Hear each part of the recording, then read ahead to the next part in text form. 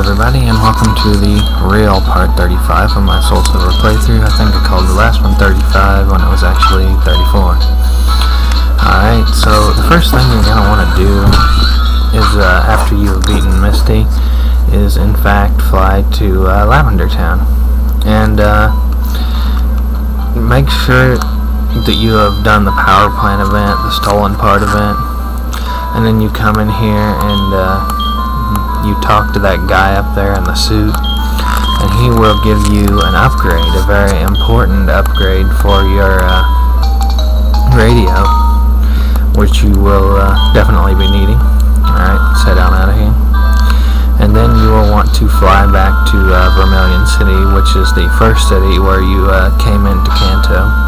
Let me select Dan here and fly on over to Vermilion City. Alright, there we go. Hopping on the Togekiss over to Vermilion City. Alright. So, the first thing you're going to want to do when you get in Vermilion City is head on over to that Snorlax that you saw blocking the cave when you first come in here. And, yeah. Now, go into your Pokegear and your radio and change the station to the Pokegear station. It is located at the top, and then you can talk to the Snorlax here, and you will have to battle it. Now, you can catch it if you want, but I'm not going to catch it. I'm just going to kill it. I have no interest in keeping a stupid Snorlax. Fortunately, I think I forgot to heal after the last gym. Mickey did take some damage from the water Pokemon there, so I'm going to switch out to Miss Megius.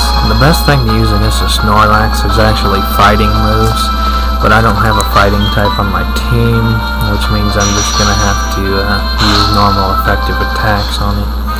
And as you can see, the Psychic there basically did nothing, and it's using Rollout, which is excessively annoying, because I just basically wanted to kill this Snorlax and continue on my way. So I use Shadow Ball, it doesn't affect, and it uses Rollout, which does even more damage. Pretty sure that the next one is going to kill me, so I'm just going to Destiny Bond the Snorlax and kill it off. Alright, use the Destiny Bond on the Snorlax, and it will kill me in the next turn. Alright, there we go. And the Snorlax kills off Sebi, effectively killing off itself. Alright, there we go. Dead Snorlax. Okay, hurry up and die already, Snorlax. There we go. Alright. Yeah, so now the Snorlax will be out of the way, and you can continue into Diglett's Cave. Pausing, I went and healed off screen. And I'm putting up a repel now just because it's Diglett's Cave. There's a whole lot of Diglett and Dugtrio in the cave, and I just don't want to deal with them at the moment. Alright, here we go, heading into the cave. Alright, Diglett's Cave. I remember this place when I was playing the original Red, Blue, Yellow. I would always come in here and try to find the Dugtrios because you could use them against Lieutenant Surge. It's something I remember as a little kid doing that. Alright, let's continue up this ladder here. Yeah, let's exit Diglett's Cave here. I know my way around Kanto fairly well. I used to play here all the time when I was little. They have changed the layout a little, but it's almost the same, just the graphics. A few things are mixed around. Alright, here's a tree. I will be cutting that down with Bellsprout. Alright, there we go.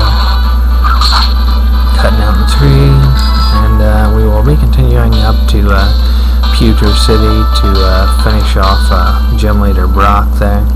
Pretty sure anyone who watches the anime knows who Brock is, but he was originally a gym leader in Kanto, the Rock-type gym leader. Alright. Alright.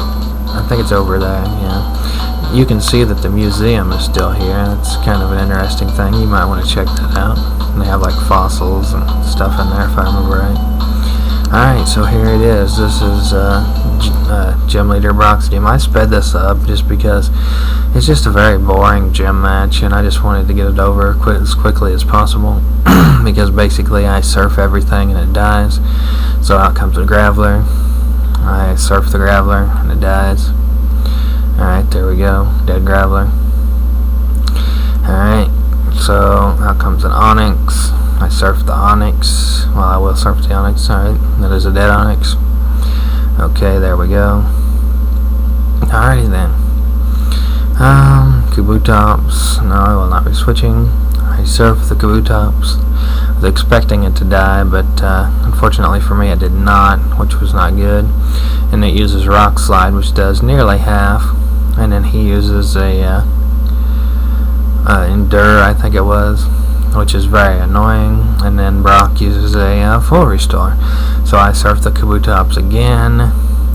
It still doesn't kill, so I surf it again. It's nice getting to go twice in a row, I suppose. I just hate when it happens to me. So levels up, Rhyhorn. No, I will not switch. And I will surf the Rhyhorn. That is a dead Rhyhorn. Alright, just another gym leader to wipe the floor with. An Omnistar. I used Giga Drain on the Omnistar. I think the camera froze up here briefly, but you know, whatever. Alright, there we go. Gym Leader Brock is defeated, and I can continue on my way.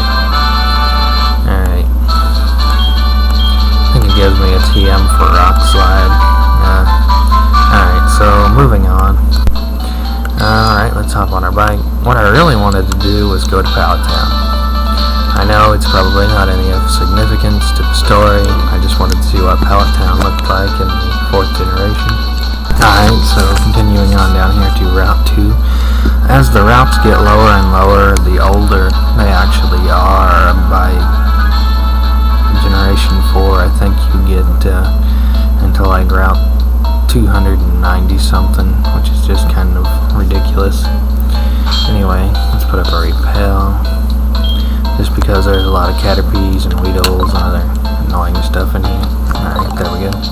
Viridian Forest holds. I remember spending many hours in here as a kid trying to catch Pikachu, and I think it was blue and yellow, because Pikachu's had like a 5% encounter rate, and as a kid, you know, you always want a Pikachu, and it was kind of hard to get them. You'd probably encounter like 1,000 Metapods and Caterpies before you could actually find one. Plus there were a couple other things in here, I don't remember. It's been so long. Anyway, heading down here towards Route 1, I believe. Alright, we're still on Route 2. Why do there have to be trainers on this route? That is just annoying. I just want to get the Pallet Town. I don't want to fight stupid trainers. Alright, there we go.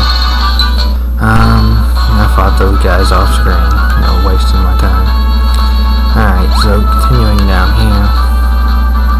We are now in Viridian City.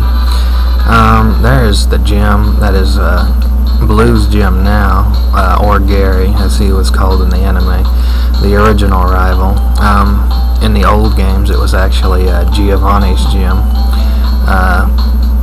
He was the leader of Team Rocket, but he was also a gym leader. But apparently, Blue had taken over his position by the 2nd generation.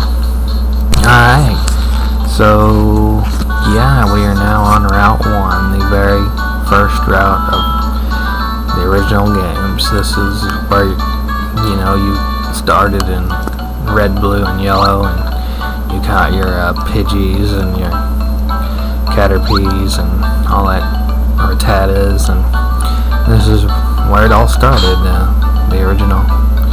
I'm putting up a repel there just because I want to avoid these stupid ass trainers. There wasn't trainers here in the original games.